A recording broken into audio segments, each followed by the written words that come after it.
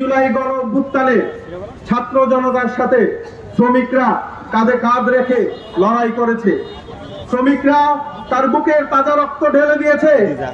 আমরা দেখেছি ওই ছাত্র ভাইয়েরা রাস্তায় যখন মিছিল করছিল, রাস্তায় যখন আন্দোলন করছিল, এই রিক্সা চালক ভাইয়েরা আমাদের কিরকম সমর্থন দিয়েছে।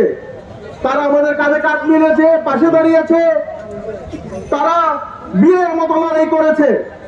কিন্তু আমরা দুঃখের সাথে দেখতে পাই যে আজকে গণ অভ্যুত্থানের পরবর্তী সময়ে এই আশুলিয়ায় গার্মেন্টস শ্রমিক ভাইদের উপর গুলি চালানো হয়েছে।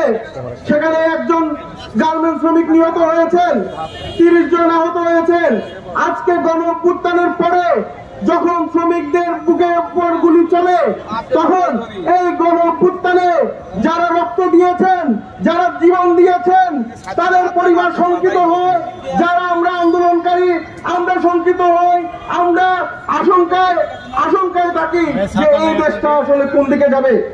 আজকে আমরা জেনেছি যে এই গার্মেন্টস আন্দোলনের সময় যে 18 দফা দেওয়া হয়েছিল, সেই 18 দফা সব কয়টি বাস্তবায়ন করা হয়েছে।